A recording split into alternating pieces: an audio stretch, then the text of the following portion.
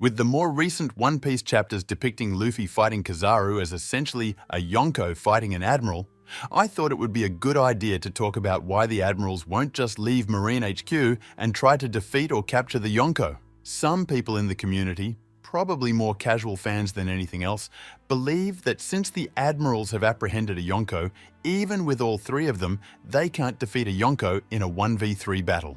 Now, I obviously think it's kind of wild to believe that a Yonko could solo all three Admirals at the same time, but this isn't necessarily a Yonko versus Admiral video.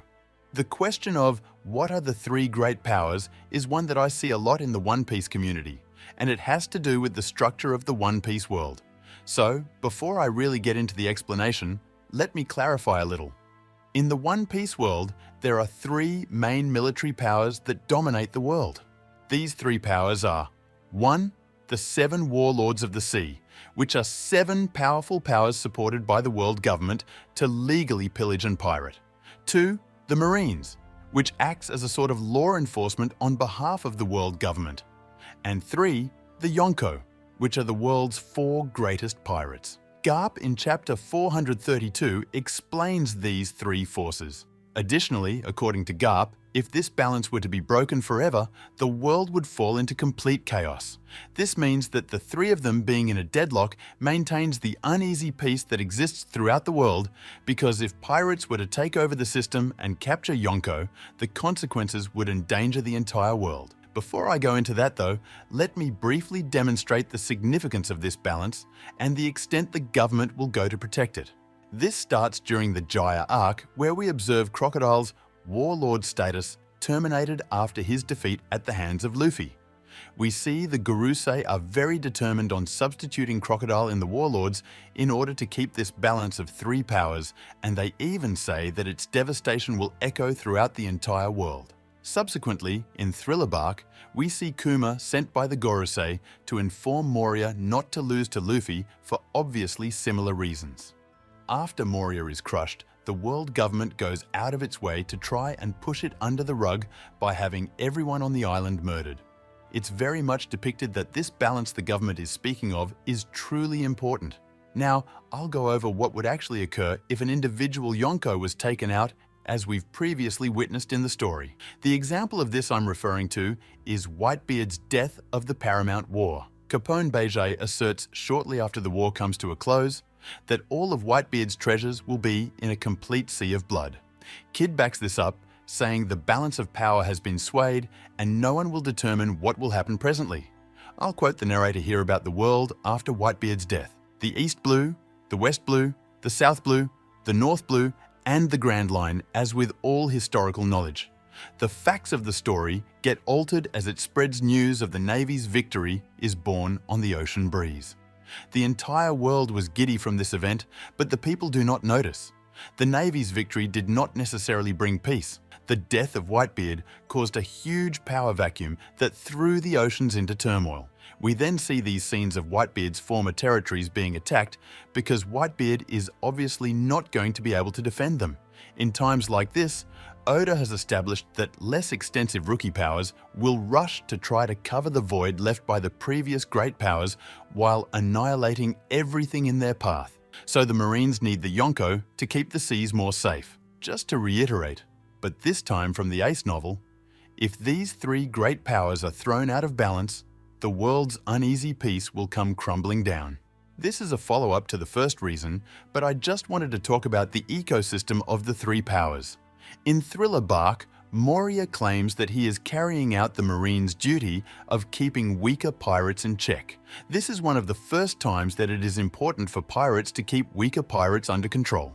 This is an advantage to the government, because weaker pirates won't be able to rise in the Great Age of Piracy because stronger pirates act as a sort of deterrent to the Grand Line. Since Moria sits in front of Saba Od, gathering shadows and preventing powers from entering the New World, naturally fewer powers rise to that level. The greatest pirates of Yonko serve a similar purpose.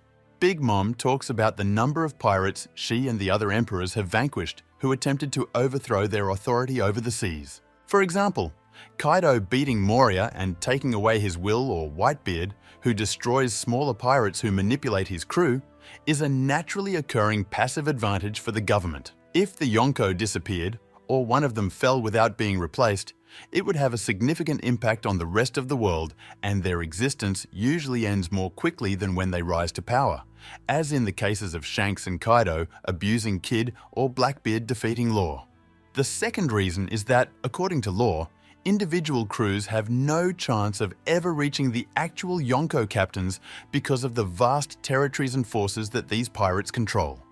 Therefore, it is crucial to be aware of the more obvious territorial forces because they have the ability to prevent the Marines from wanting to attack the Yonko without sending the appropriate forces.